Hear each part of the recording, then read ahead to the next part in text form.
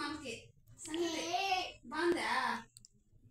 ఇంకా ఇది పప్పు, వంకాయ పప్పు బాగుందా? అదే చల్ల చల్ల నీళ్ళు, ఇది తాత సంగటి పంపించాం.